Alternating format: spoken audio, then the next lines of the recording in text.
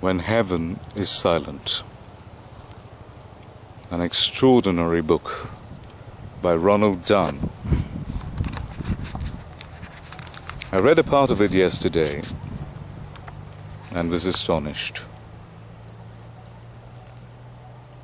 Let me read from this book.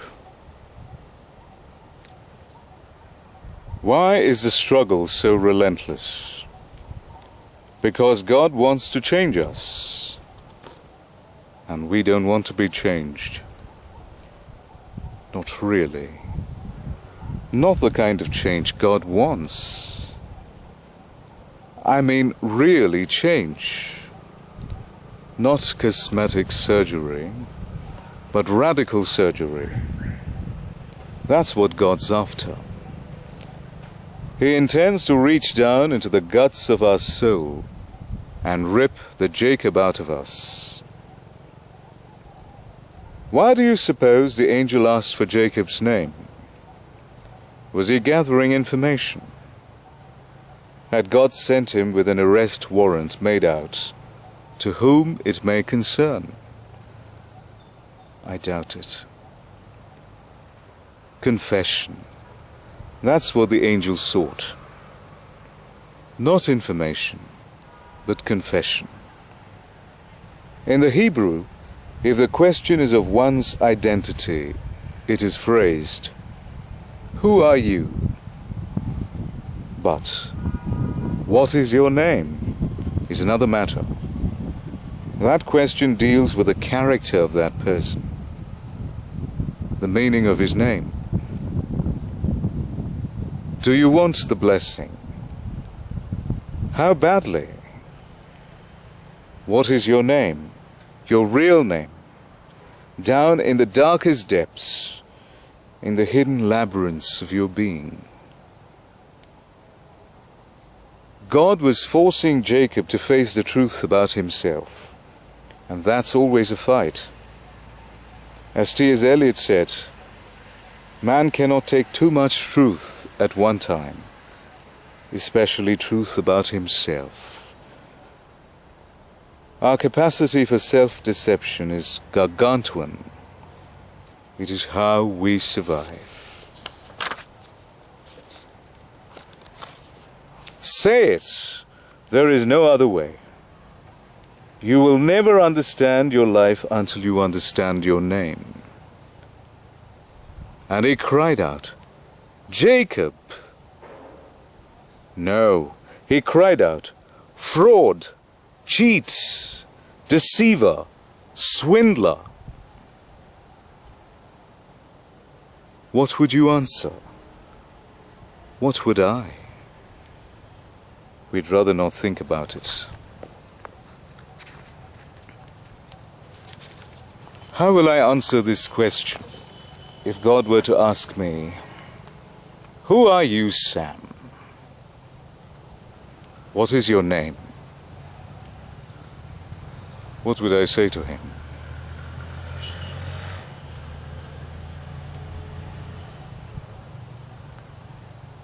It is something that calls for deep reflection. What we really are, we do not want to acknowledge. What I really am, I would not dare to acknowledge publicly.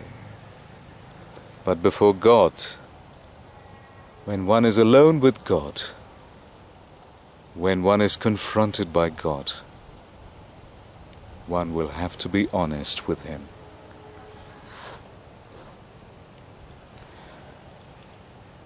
Later, in this chapter, I read,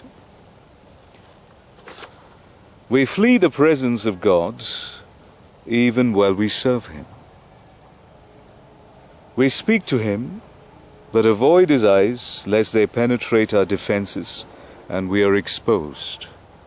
But God pursues us and overtakes us. He arrests us only to bless us."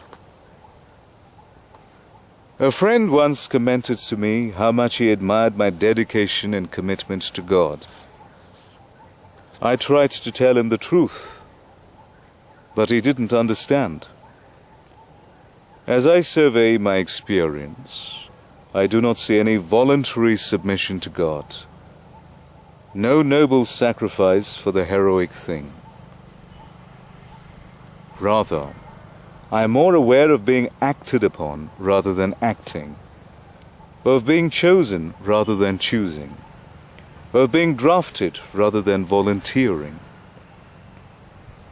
Whatever my submission, it was a say uncle situation to me. God pursued me and wore me down until, exhausted, I cried, "Uncle!" Or was it Jacob?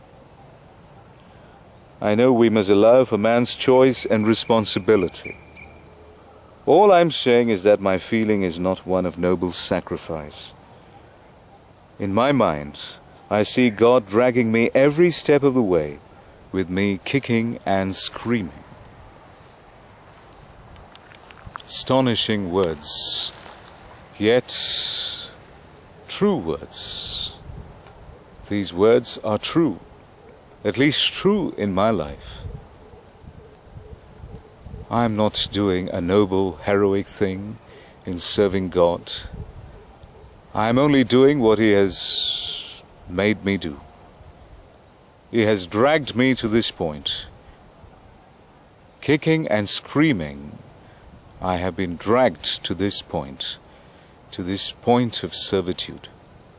Let no credit go to me.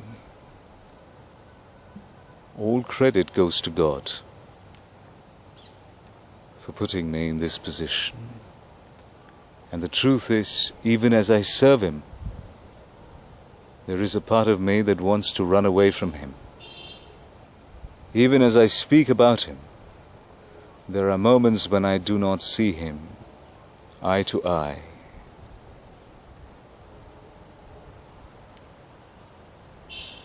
And that is why this passage is remarkable, and I'm glad that I could share it with you today.